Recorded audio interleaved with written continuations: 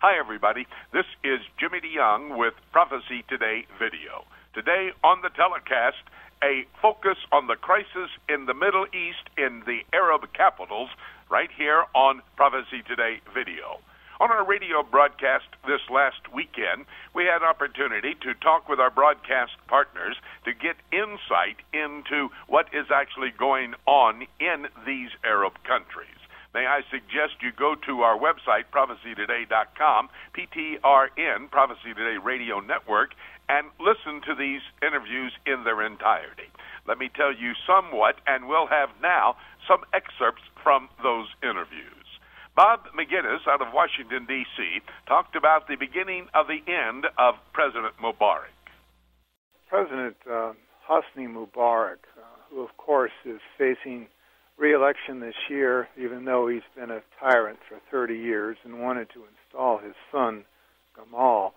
Apparently, it would appear that frustrated not only the military but the people, and of course, with high unemployment and food shortages and general discontent, the Egyptian people, especially the downcast and some of the minorities, saw what was happening elsewhere and decided to take their grievances to the street. And over the last couple of days, we've seen a radical increase in the security forces, the army on the streets, and some killing and a lot of wounding and some destruction of property.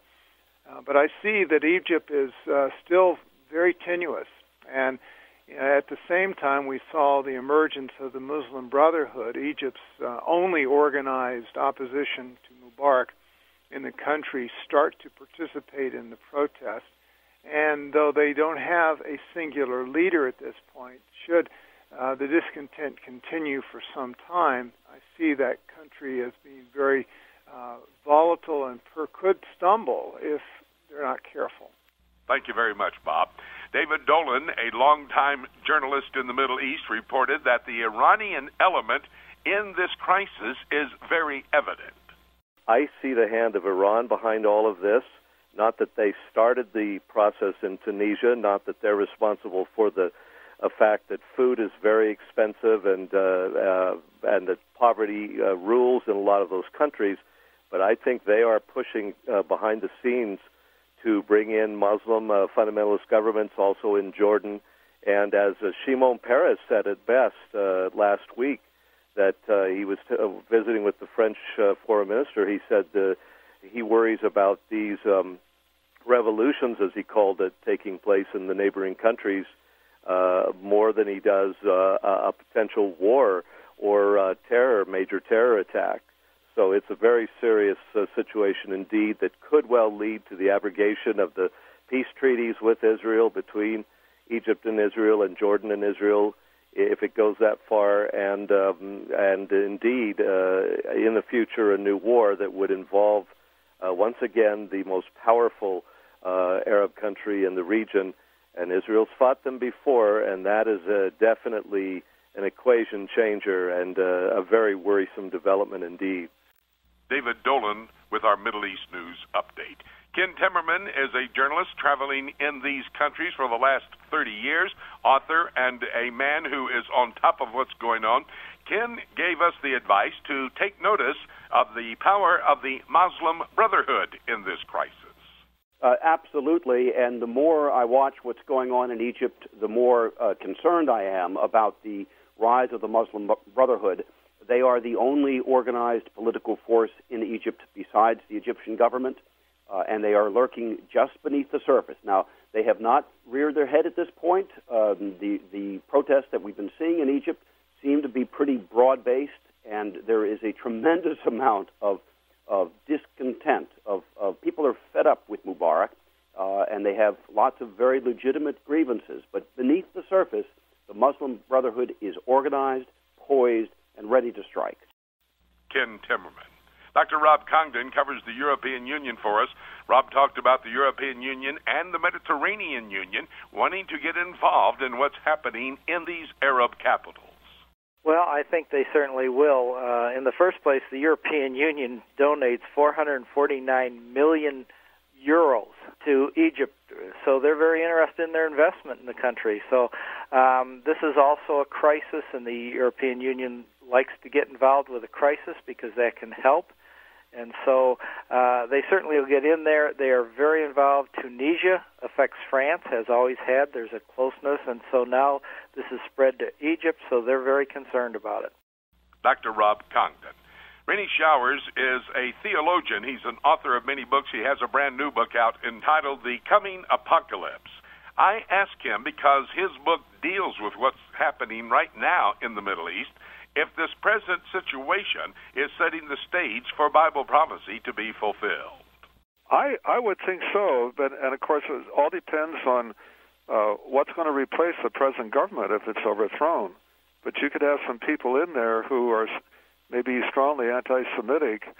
If they gain control of the Egyptian government, then you can count that Egypt, just like Syria right now, is building up armaments and everything to eventually attack Israel, that Egypt may do the same. So I think it's a possibility. Dr. Rennie Showers. You know, street demonstrations in the Arab capitals of the Middle East, to some, they seem to be a sign of a popular uprising calling for reform.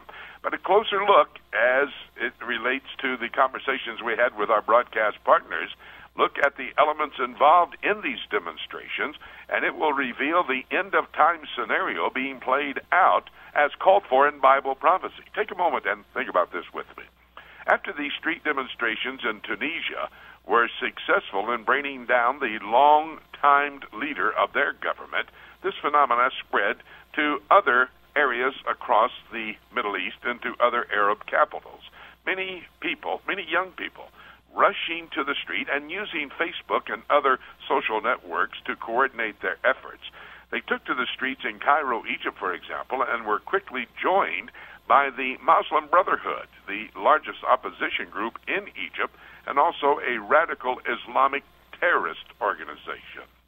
One analyst who has been watching the street scenes very, very closely said they remind him of the young people who took to the streets in Iran, overthrew the Shah of Iran in 1979, which brought about the Islamic Revolution of Iran. And no one can deny how the Iranian Islamic Revolution has fueled the radical Islamic terrorism throughout the Middle East and, in fact, around the world. Well, the political aside, these street demonstrations are only setting the stage, as Rennie Showers said, setting the stage for the prophetic scenario found in the Bible to be fulfilled. For example, the ancient Jewish prophets pre-wrote history and foretold of a day when there would be a mighty militia to come to power to go to Jerusalem in a move to eliminate the Jewish state of Israel. That's found in the book of Joel, chapter 2, verses 2 to 4. In fact, at the beginning of Joel chapter 2, the Lord tells Joel the prophet to tell the Jewish people, blow the trumpet in Zion and alert them of a war that is coming, a mighty militia like has never been formed. The number of this militia on the earth in these times will come about.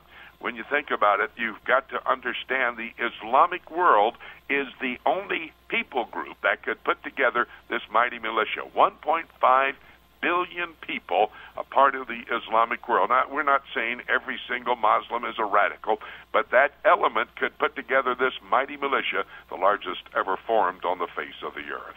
What's interesting to me, the very first nation that will make a move against Israel will be the nation of Egypt, along with a coordinated effort with Syria.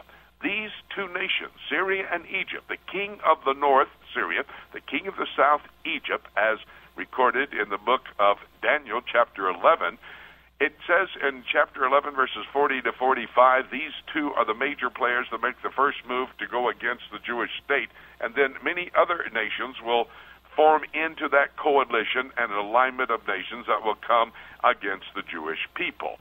Now, it is very key that you understand when you go to Daniel chapter 11, we get a definition of the king of the north and the king of the south with history that has been fulfillment of Bible prophecy when you look at the first part, actually the first 35 verses of Daniel chapter 11.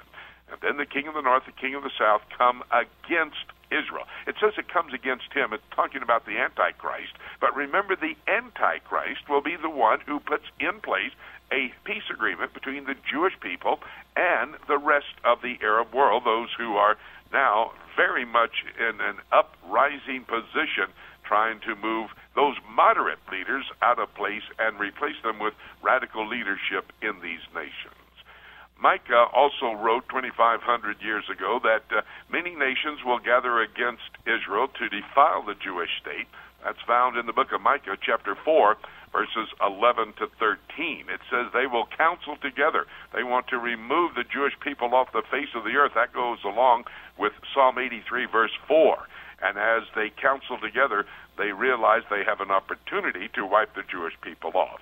Daniel and Ezekiel also wrote of this uprising of enemies of God, of the Bible, who will be relentless in their efforts to eliminate the Jews from the Middle East. Many other nations. Iran would be listed in that particular group of nations, along with Turkey.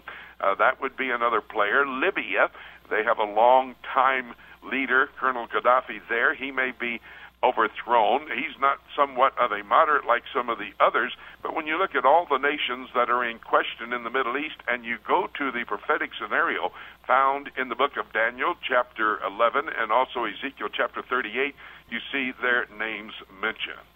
The overthrow of the moderate Arab leaders does indeed set the stage for Bible prophecy to be fulfilled. We're watching from afar what is unfolding in the Middle East.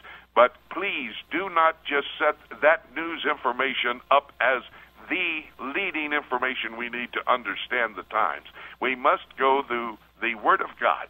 In order to have a proper worldview, you need to study God's prophetic Word.